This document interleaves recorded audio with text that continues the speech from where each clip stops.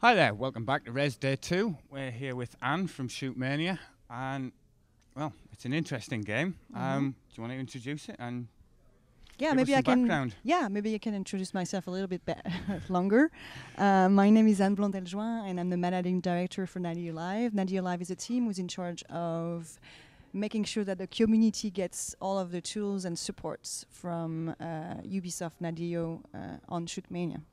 Okay. So Shootmania, it's a fast-paced FPS. We have been having a lot of people trying it those past 2 days. I have to say that we're very delighted by the feedback we had so far from the players. Excellent. It's a very easy to handle game, actually. I mean, you just have to use 4 keys and the mouse, obviously, and 2 buttons, and that's it. You're all set to play the game. But it's hard to masterize. I mean, it's like very fast-paced FPS. I mean, you have to use your skills, obviously, but also your mental. I mean, it's like a mind game. Yeah, I've got to say, it did look simple, but I've been quite intimidated in having a go by the speed of the reactions of some of the guys playing it. But I like this.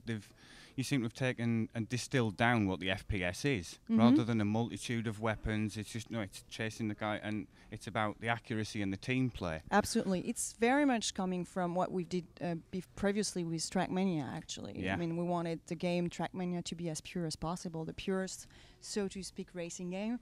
And we applied that rule to the Shootmania, to the shooter genre, and this is how we ended up with Shootmania, actually. Excellent. So I have to ask, given that speed is one of the key things in Trackmania, was that really a concept going into Shootmania? Was it a case of we want to create a fast FPS, or was it a case of that just kind of came as because of Trackmania, it just happened? Well, we looked at every single FPS, and we realized that the basics of such game are with the speed and the skills, and the faster it is, the more skill you need. So that's the reason why we focused on it. But I think we never thought about Trackmania and Shootmania that way, but I think you're making a great point. I think there's something unconscious there for us. Do you think we're going to see a lot of players taking control and making the levels, using the level, the where you build the levels? I'm very interested in that myself. If you took the same concept as Trackmania, just splitting everything up into same size blocks, and you just build the map. Well, actually, Shootmania is based on the same engine as Trackmania and Trackmania 2 Canyon, but obviously it's been in production for 10 years now, so it's pretty advanced engine. So the editor is even better on Shootmania than it was on Trackmania. You still can do very much what you want. I mean, in Shootmania you'll be able to customize, to do your own maps, but even better, you'll be doing your own modes, and you'll be also setting up your own rules. I mean, you'll be deciding which weapon the players can play with, and also how many bullets, for instance, each weapon can be allowed to shoot. So how much is the engine the same as when you started? I mean, with using it that long and the amount of changes you make to it, 'cause it's like, oh, we want it to be able to do this, and so you just end up with, this and this and this and this. How much like the original engine is it now? Is it a case of you've changed it so much that you can hardly see the original engine, or is it a case of the original engine that you started with was so great that it is still there at the core? Well, actually, you have to think about the original engine as the first part of the engine, and then depending on what we wanted to do, we added up a lot of stuff. Just like a Trackmania course. Yes, exactly. So it looks like, if we were to represent it as with a drawing, I would draw something like neurons, from the brain. So you have one neuron linked to another one, linked to another one, linked to another one. So I would say that the original Trackmania engine is still there, but it has been completed by a lot of different modules around it, and this is giving the Shootmania engine right now.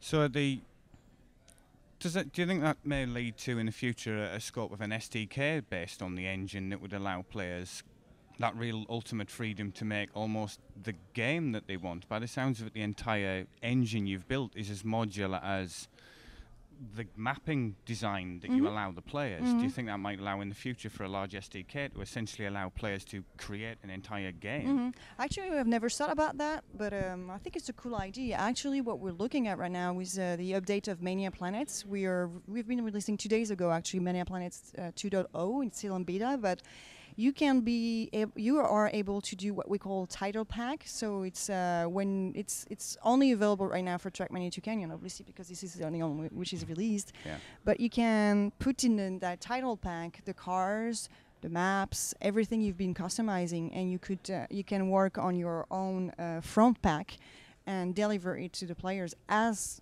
if it like was a real DLC, game. as if Absolutely, it was a, absolutely. So Yeah. the So you'll be ability's able there to do make that a for total Shootmania as well. conversion, basically, Yes. a total mod. Yes. Excellent. Excellent.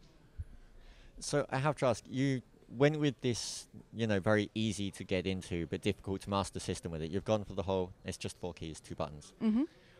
What are you looking at in regards to longevity for the game? I mean, you've not launched yet, you're still in beta, but you must already be thinking about, okay, we want people to actually want to keep playing this game. Is it a case of you believe that's going to be the same as Trackmania, in the case of that they're going to essentially drive their own desire to stay playing this game because of the map creation? I mean, one of the things that one of the things that there is with Trackmania is, of course, all the different cars and things, but you don't have that with this. It's more reliant on how good is the map many creation. different questions in your questions. Let me try to answer the first one.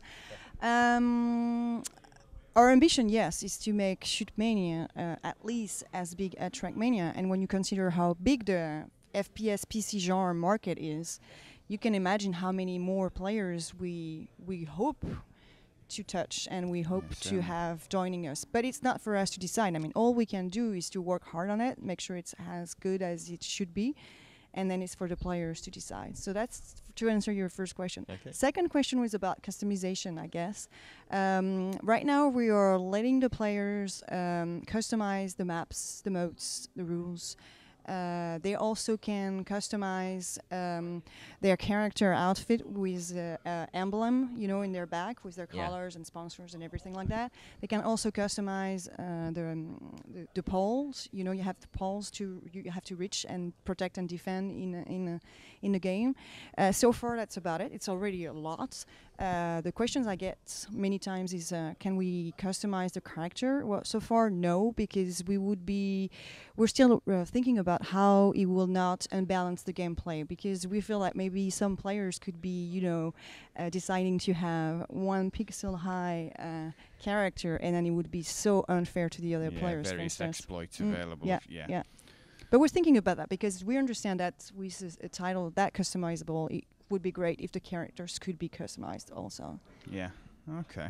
So there is scope for just adding more customization to the engine and more ability for the players to take control. Absolutely. So you're looking at a very player-driven content for the game. That's excellent. Excellent. Anything you'd like to add? I'm just curious to know, do you want to go ahead and tell everyone where they can go and sign up for a chance to get into the beta and all that stuff? I didn't understand. I'm sorry.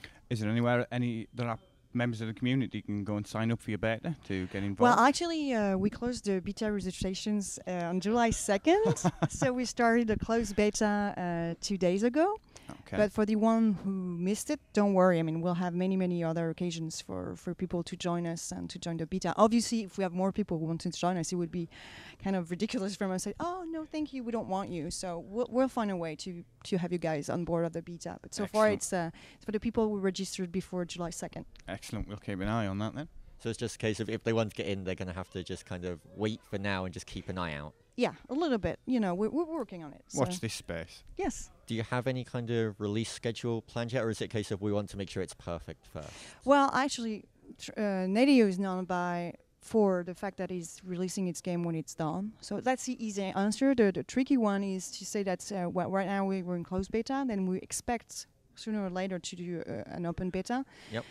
And then we're looking at not spending at least less than 3 months into open beta, because we feel that that's needed for the players, And after that, I cannot tell. I mean, it's really up to the players to decide when we're being ready to be released. But I hope like it's that. going to be this year. I like that. I like to see that again be released when it's finished rather than on a deadline. Yeah. That's very nice to see. And thank you very much for sitting and talking with us today. Well, thank you very much. You're very welcome.